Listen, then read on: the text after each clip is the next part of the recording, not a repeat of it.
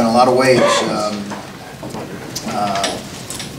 give Maryland a lot of credit. I thought they came out with a terrific plan, and they came out kind of ready to shrink the floor on us and take away some options, and then they really came out basically saying, hey, we're gonna roll with Cowan and Herder, and you know, we expected some of that. I thought they were way more physical and tougher than we were in the first 10 minutes.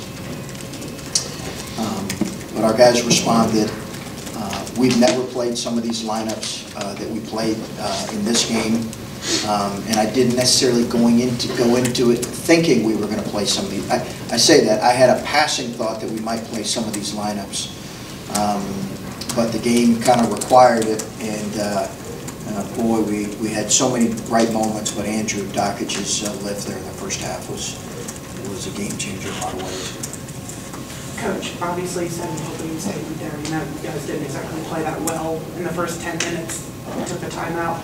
And obviously, you guys, they went on like, I think it was 24-6 runs, something like that. Obviously, being a rout. What was the message during that timeout that, I mean, it just kind of, I mean, it switched pretty fast. What was the message during that timeout? Well, what I can say publicly is we got to play harder. We got to act like we care a little bit on the defensive end. And if you don't, a team like Maryland, with their guard play and their ability and their it's going to be a long night. It's going to be a long night. You know, obviously they're down a few guys, but I've seen them play really well, being down a few guys because of how gifted they are. So, and because of the position Mark puts them in. So, you know, we just challenged them. We had some really poor missed assignments, and we really lacked some attention to detail. And it wasn't all young guys. It was a combination of some young and older guys. You mentioned after Michigan State that you were surprised, but you wanted to see how they responded. Were you surprised by the response? And then at what point are games like this the expectation? No, I don't think you ever, you know, I think it's an expectation that our effort and our attention to detail and our focus is what it needs to be. I don't think we can ever expect to make 17 threes in a game. I guess that's what I mean. I think that's unrealistic. We made some shots tonight that on an average night we're probably not going to make. We threw some things in there, although our guys did a great job sharing the ball. But I don't think you can necessarily expect these kind of offensive numbers. What we can and need to expect as a coaching staff is that we'll have you know, 40 minutes of better attention to detail and the defensive focus about us. And like I said, I think our guys did that for about 30 minutes. And you know, I need to get them more ready for those first 10 minutes. You touched on what he gave you. These last 3 games, it seems like he's giving you an incredible lift off the bench. Did you think you were going to get this much from him when the season started? And how important has he been in these last couple of games for you? No, I did not expect this. Yeah, I saw him in high school. I recruited him in high school when I was at Gardner-Webb. So we saw him and liked him as a player, son of a coach, tough, competitive. Right, just keep his mouth shut a little bit more out there on the floor with some of the things. Yeah, I mean, I thought he, you know, when I saw him in high school, I thought he was competitive and tough-minded, and you know, I knew Dan, so I knew he had a real competitive streak in him, which I really wanted. That's for what, 4 years ago, and then you know we saw practice footage, which was really the only thing you could go off of, and I think the practice footage didn't show a whole lot, right? So we didn't expect this. He's been much better defensively than I anticipated. But I think that speaks to his maturity, and it speaks to his understanding. You know, being well coached for 4 years, good job. But I didn't go. I'd be lying if I said I expected this. I wish I could say that, but I can't. First of all, you can't expect the Dockage to keep his mouth shut. Yeah, I know. But, second, the question, you mentioned these lineups that you haven't played. A few times when you were small out there, Maryland was big, two bigs. Yeah. Do you just roll the dice and see what happens for a little bit, or do you think you've got 5 better small guys that can beat their 2 big guys in the next one? It depends on how tough your small guys are, really. And I think that's, if your small guys are soft, you're in trouble. 2 or 3 of them are soft, you're in trouble. I think if you're going to be smaller, then you better find a way to dig in and be a little tougher. And that's what Andrew provides for us. That's what Jay Sean's versatility, like we've not played him at the 4 this year at all. And we had to tonight because they weren't guarding him. And then they started out not guarding him or Andrew. And then when you had Caleb out there too, the floor was so, it was we couldn't do much. So I think the ability to play smaller and then hopefully defend. Those guards did a good job fronting in the post when they got posted by bigger guys. That was good to see. You already touched on this a little bit, but your guys were very efficient in terms of passing the ball, 25 assists on 32 shots. How important was it to create kind of that pass efficiency in creating that offensive performance? Well, I think our guys are trusting each other and trusting the pass. And as Coach Peden likes to say, the ball had good ball energy tonight. And we've gotten clearly better with that. Now, this was a game where we noticed they were trying to really take away our interior game with Kada and Caleb and JT. So guys are going to be open, just pass to them. And I think they did a really good job of that. I don't know that I've coached maybe a couple times, very, very few times in my career have we had that number of assists in general, on made field goals. It's really impressive. I don't know if I've ever had that in a league play game. We're talking about the defensive effort after that first time, or that timeout that you called. There's a play when Kada closed out like half the length of the court and blocked a 3. Is that those are the kind of plays you're talking about, and what does that say about some of the things he continues to give you at that end? Well, it's yeah. I think it'd be unrealistic to expect these offensive numbers to kind of continue for him. It's probably too much to put on a young man. They've just been incredible. But yeah, his length both at the rim and his length closing out in a situation like that, it's a game changer. And I don't know what we're going to do when we lose it. But we'll worry about that for another day. Goodness gracious, because it has really changed things for us, and his ability to switch and make plays at the rim. But I thought Jay Sean's ability to get his hands on balls that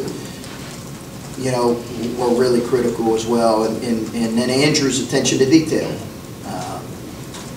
Those were the things that changed the game for us. I know you talk about you can't play everybody 20 minutes a game. Micah got benched there for a long time, and we didn't see Kyle until late. Were those matchup things? Were those messages you were saying to those guys? No, it's just straight matchups. I would have loved to have played him. I told him that I would have loved to have played, but I didn't feel like, I didn't feel like we were able to do it. And it's right. There's no way we can play. I mean, playing 10 guys is a lot anyway. Most teams are playing 8 or 9 guys right now, but we're still trying to play 10 guys. But it's impossible to ask. We didn't play Caleb a whole lot tonight, just because we felt like in order to defend their ball screens and how they were going to spread us out, we needed to play smaller. Chris, given you guys coming off the big win, Maryland's little injuries and whatnot, just how important was it? I know you didn't like the first 10 minutes, but this game in general, just to make sure you win it the way you guys want to do, how important was that for continuing momentum and whatnot? Really important, because listen, you've got to win the games that you have a chance to win in this league, because we're going to get beat up in this league. That's going to happen. that's just the reality. Like, Rutgers is, I watched Rutgers play Michigan State last night.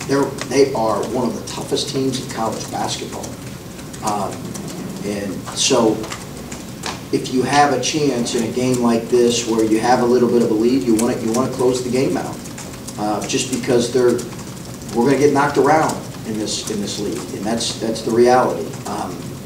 So to be able to come back and get them was really important. And like I said, they're the one shooter out today, but they've beaten people being shorthanded. And they've had some good wins being shorthanded as well. So we had a lot of respect coming in for them. Chris, you've heard some things about this team's, I guess, inability to respond to adverse situations when you took the job. Do you view getting down early in a game like this and responding the way they did as an adverse situation? And I guess just overall, as you've won some games comfortably, have you seen some moments that made you think that this team could handle that kind of stuff? I think it remains to be seen a little bit. You know, we go on the road and it's a close game. You know, how are we going to respond when it's a 1 or 2 possession game on the road against Rutgers late? You know, we're going to play with poise, and we're going to respond to whatever comes our way. So I think that remains to be seen. I think that's probably still a legitimate question about us as a group. You know, you're right, we've had a couple games that have kind of been able to not been taxed in that way. But we were earlier in the year and responded well. And then I guess back to Andrew, you said when you took the program over, you weren't going to reach for a guy, but you knew you had to take a guard, somebody to play those minutes. Like, how much of a gamble did you view it as taking a player like Andrew, who really hadn't played at all, knowing what you were going to, how you were going to have to rely on him? Yeah, it's an interesting question. The only reason it wasn't a gamble is because I knew who we were getting more as a young man, as a kid, as a teammate, as a guy that was going to really want to be here, dying to be here, and really want our team to win. So like all those things checked off. Those are things you worry about with fifth-year guys, where they're going to have a different agenda. What is their agenda going to be? They're going to be upset if they don't play. You know, his was, hey, listen, if I play 1 minute or I play 8 minutes, you know, we told him earlier, hey, you're going to come in as the backup, maybe the third-string point guard. Sign me up. You know, so we didn't have questions because all that checked out. I just didn't know what kind of production he would give us. But, you know, when you're sitting in June at one point with 7 healthy players, it's like, whew, like, I was about to ask you to come over here. I mean, it's like we're trying to find, I mean, we thought, honestly, at one point we thought about going to the rec league in the summer because of concerns about that, you know. But, you know, you get Andrew and you get Musa and you know, and Kyle, and then you feel a little bit better. Coach, at the beginning of the year, it seemed like the team was turning the ball over, you know, around 16, 20 times sometimes. You mentioned that that was something that needed to change moving forward.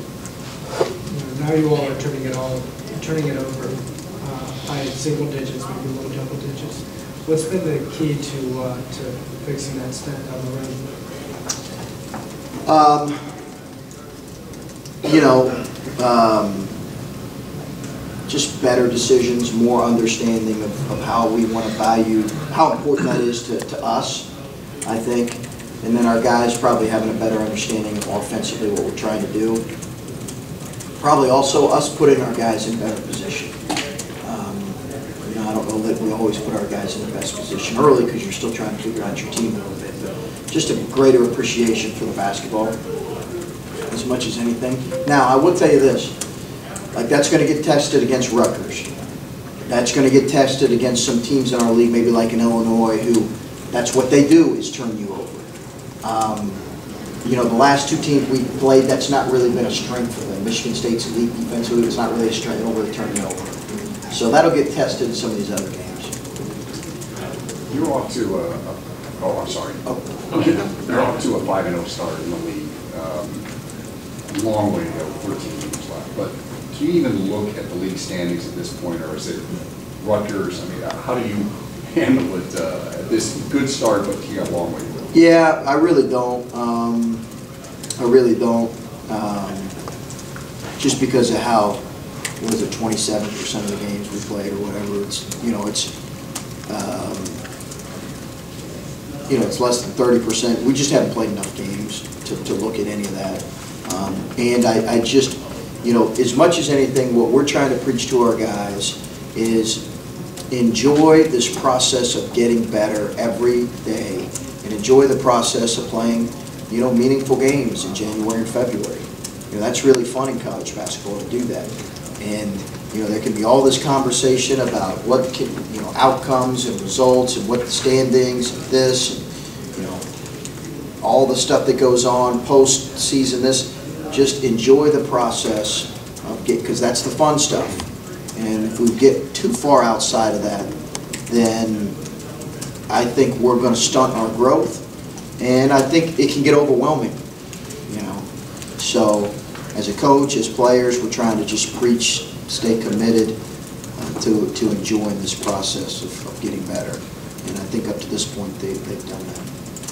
Coach, obviously you addressed the depth problem. Obviously, I'm not going to bring up the rec league stuff or anything like that, but you guys played 11 guys tonight, 9 of them with meaningful minutes. I mean, it seems like depth is kind of turned into one of your stronger points here as of late. How much has that surprised you, and how much do you expect that to keep up here? I think it's been good. I think we can keep getting better. The guys, whoever comes off the bench, can keep getting better in some areas. We got to keep improving in that area. I don't know necessarily that I'd say it's a strength for us right now, but I do think we have some guys that have come off the bench and given us a lift here. And then obviously, Broad Rutgers, how you've watched them against Michigan State the other night. They're very physical and a tough team. What really stands out to you specifically, other than just their physicality? They're athletic, really athletic, really physical. They play well together. They've got really dynamic guards. They're going to win a lot of games in the Big Ten. I think they are. And last one here, Carol. You guys had 17 three-pointers, ties the #2 spot in all-time Ohio State history. Talk about that effort you saw from your team. It seemed like everybody was out there hitting threes. It was great. It was great. We did make a lot of ones that were, there were some open ones, but there were also some semi-challenge ones that were made. I think what you appreciate as a coach more than anything is that, again, the guys' willingness to share and pass to the open man. But Cam and CJ have been in a really good shooting rhythm. And it's interesting, I was talking to a really close coaching friend on the way home after Michigan State. And he said to me, he had just got done watching the Michigan State game. And he said to me, he goes, Dockage is going to have to step up in a conference game and make a few open threes. He's just going to have to do that. And I think we kind of encouraged him the last couple of days just to be ready because of how teams are going to play. And lo and behold, he was right. So.